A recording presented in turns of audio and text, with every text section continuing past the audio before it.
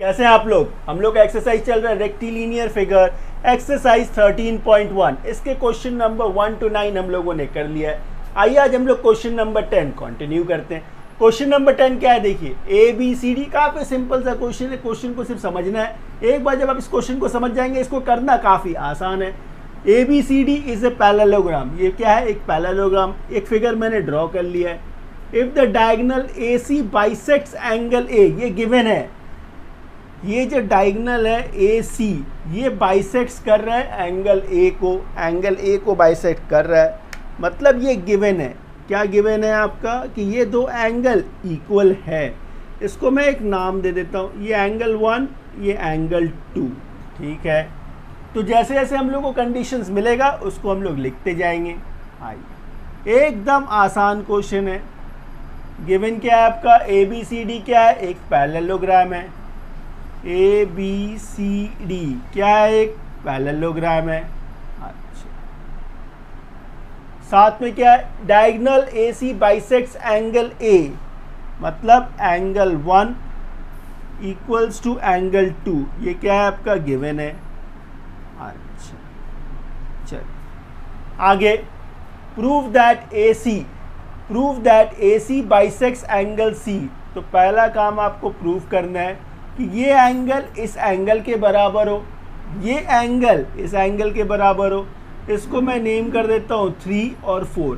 आपको प्रूव करना है ये दोनों एंगल बराबर हो, ये दोनों एंगल बराबर हो। तो ये कैसे करेंगे आप, आइए।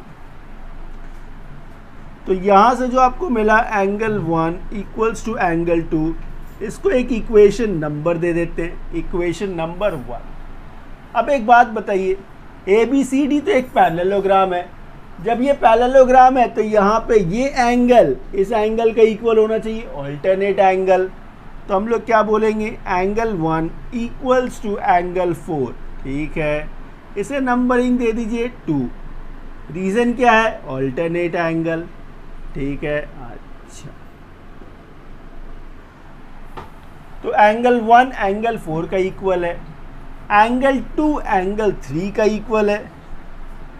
एंगल 2 जो है वो एंगल 3 का इक्वल है, इसे नंबर दे दीजिए 3। ठीक है, इसके भी रीज़न जो होगा ये क्या है, ऑल्टरनेट एंगल। एकदम सिंपल है। अच्छा, आपको प्रूफ क्या करना था कि एंगल 3 एंगल 4 के बराबर हो, एंगल 3 एंगल 4 के बराबर हो। यहाँ ध्यान से देखिए, ये क्या लिखा है, एंगल 3 किसके बराबर है, एंगल 2 के बराबर है।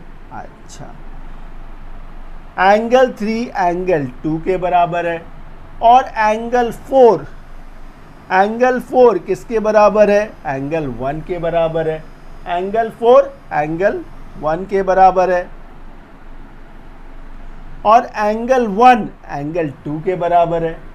ध्यान से समझिए, एंगल 3 एंगल 2 के बराबर है, यह आपने यहाँ से डिराइव किया। एंगल 4 एंगल 1 के बराबर है, यह आपने दूसरा डिराइव किया। उससे पहले आपने क्या डिराइव किया, एंगल 1 एंगल 2 का बराबर है, मतलब एंगल 3 इक्वल्स टू एंगल 4। ये आपका पहला पार्ट प्रूव्ड हो गया। ये पहला पार्ट आपका प्रूव्ड हो गया। अच्छा, ये पहला पार्ट आपने प्रूफ कर दिया। क्या प्रूफ किया आपने कि AC bisects angle C। AC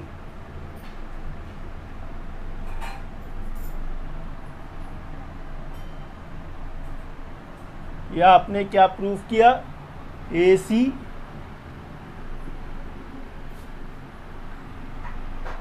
bisects angle C। AC bisects angle C। चलिए, ये पहला पार्ट हो गया। सेकेंड पार्ट में आपको प्रूफ करना है ABCD इज ए रोम्बस। अब ये प्रूफ करना है कि ABCD जो है वो एक रोम्बस हो। रोम्बस होने के लिए इसके चारों साइड्स इक्वल होने चाहिए।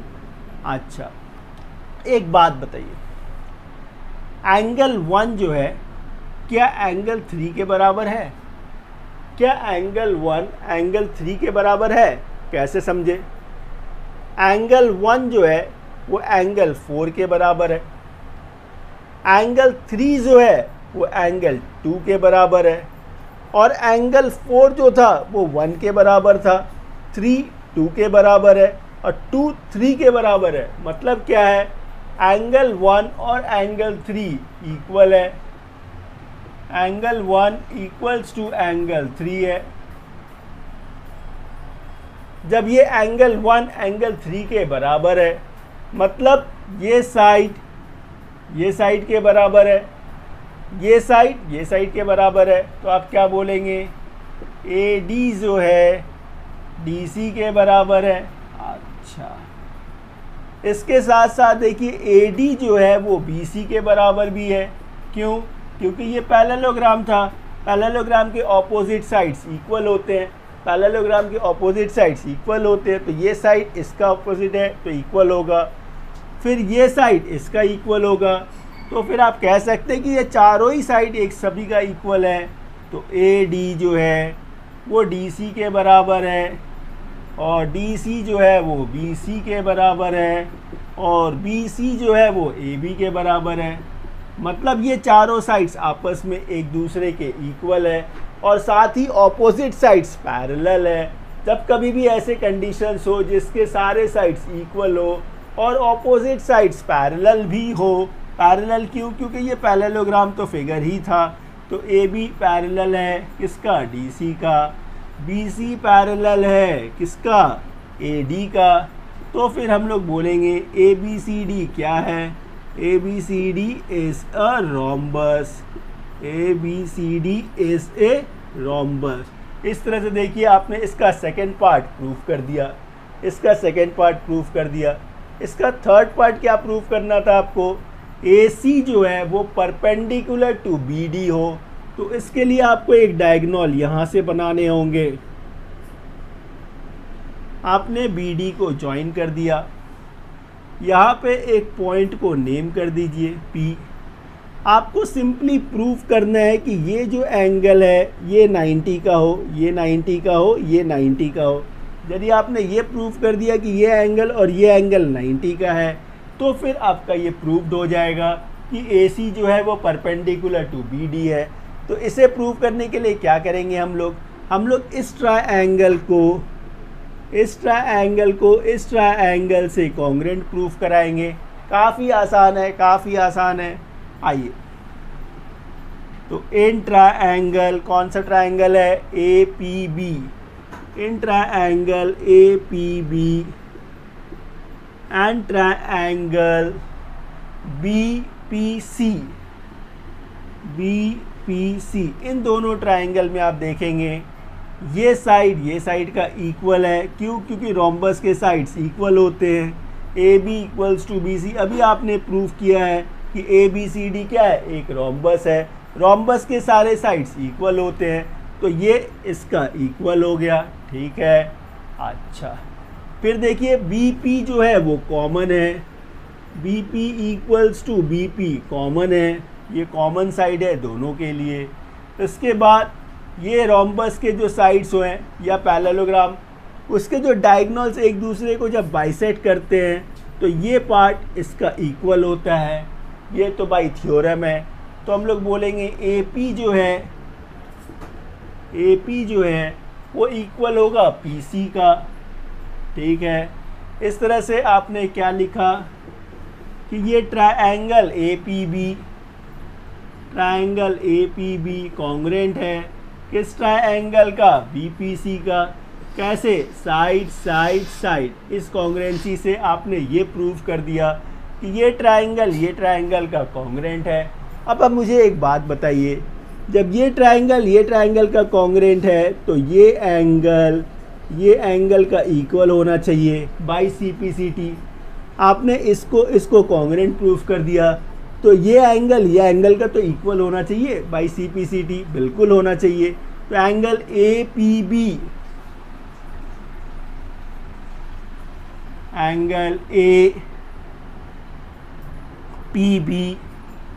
एंगल APB इक्वल होने चाहिए किसके, BPC।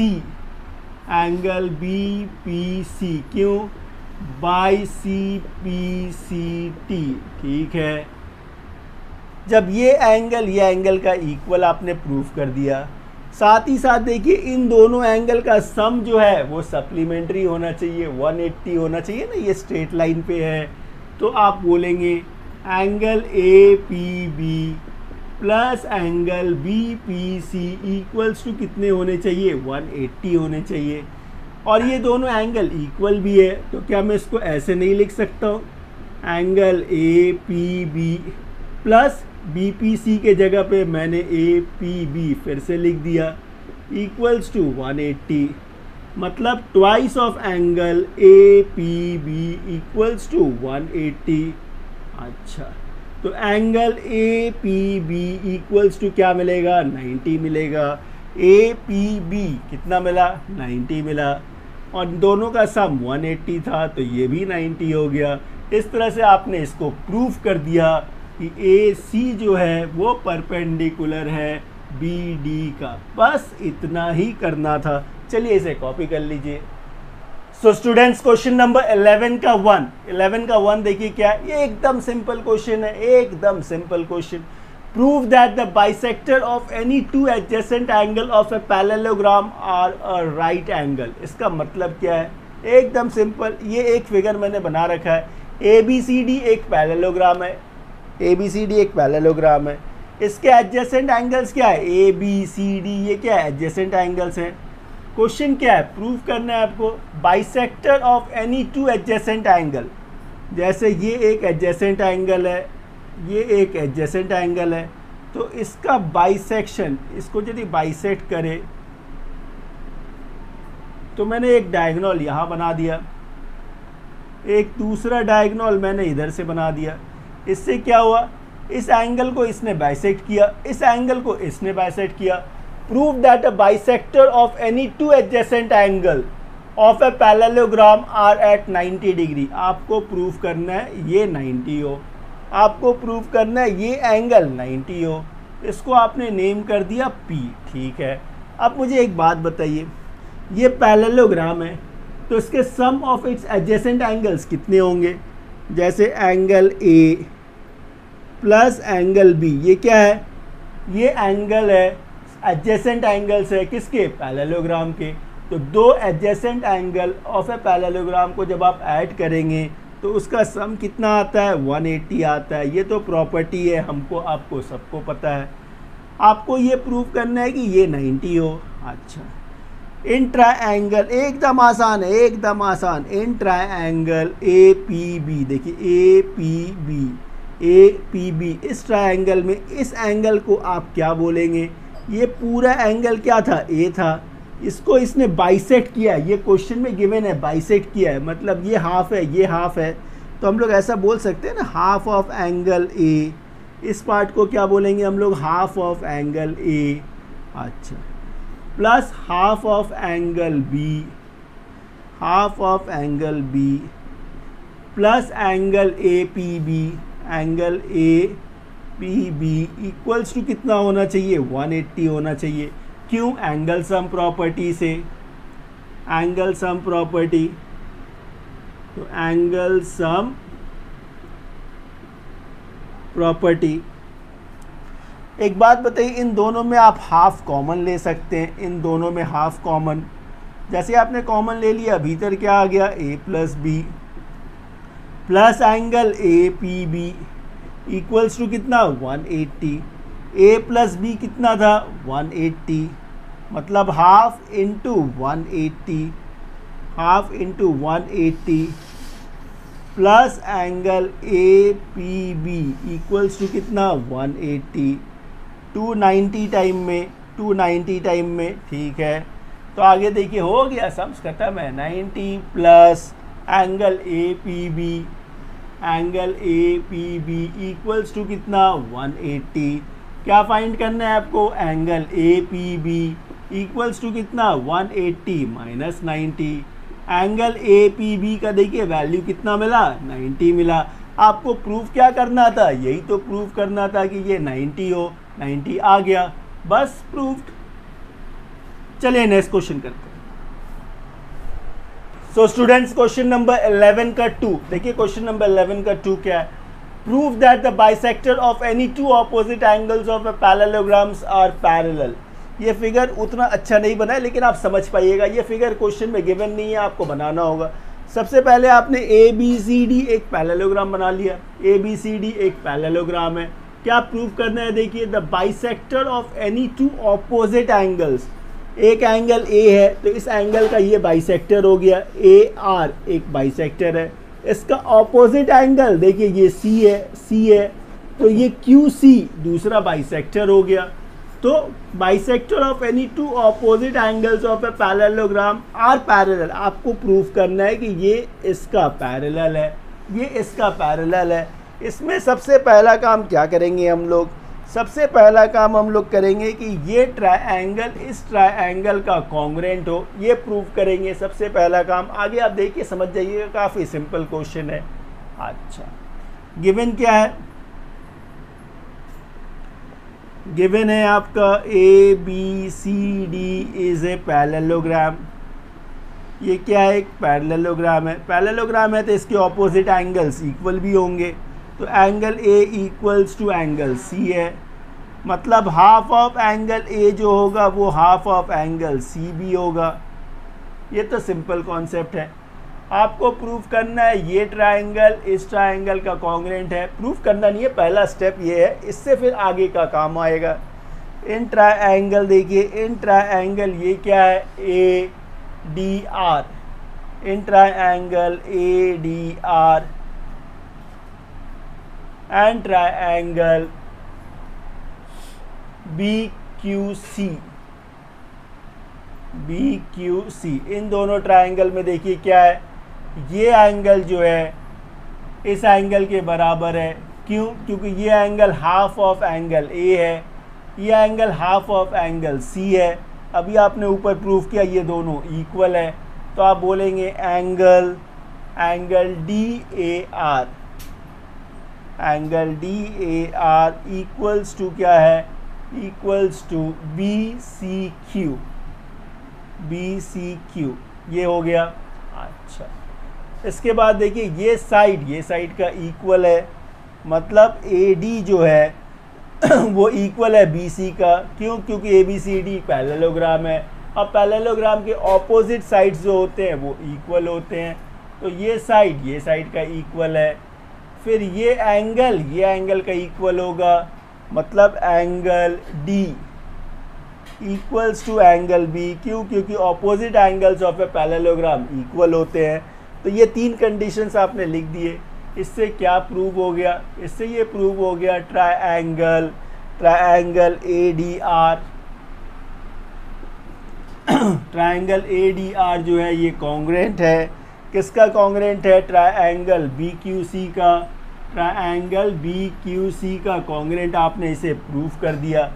जब ये ट्रायंगल इस ट्रायंगल का कॉन्ग्रुएंट है, अब थोड़ा ध्यान से समझिएगा, जब ये ट्रायंगल इस ट्रायंगल का कॉन्ग्रुएंट है तो इसका जो ये वाला एंगल है वो इस एंगल के बराबर होने चाहिए। जब ये ट्रायंगल इस ट्रायंगल का कॉन्ग्रुएंट है तो ये एंगल के बराबर होने चाहिए।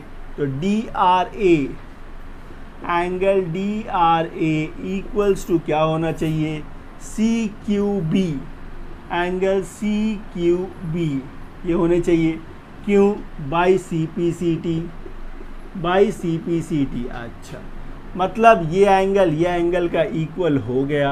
अच्छा, अब बताइए ये एंगल जो है वो इस एंगल का भी इक्वल होना चाहिए। ये एंगल का इक्वल होना चाहिए, ये एंगल का इक्वल होना चाहिए। तो ये एंगल मतलब एंगल डी आर ए किसके इक्वल होने चाहिए? इस एंगल के इक्वल होने चाहिए। तो ये एंगल कौन सा है? R A Q, angle R A Q. क्यों? ध्यान से देखिए, ये इसका ऑल्टरनेट है, आपने ऑल्टरनेट प्रॉपर्टी क्यों यूज़ किया? क्योंकि देखिए ये पैरेलल था ना, ये दो साइड क्या है? पैरेलल साइड्स है, और जहाँ पैरेलल होता है वहीं पे तो ऑल्टरनेट प्रॉपर्टी यूज़ करते हैं। तो हम लोगों ने ये प्रूव कर दिया कि ये एंगल इस एंगल के बराबर है और ये एंगल इस एंगल के बराबर है, तो क्या हम लोग ये नहीं बोल सकते हैं कि ये एंगल जो है वो इस एंगल के बराबर है, ये एंगल इस एंगल के बराबर है। मतलब angle R A Q, angle R A Q equals to ये एंगल मतलब C Q B, angle C Q B.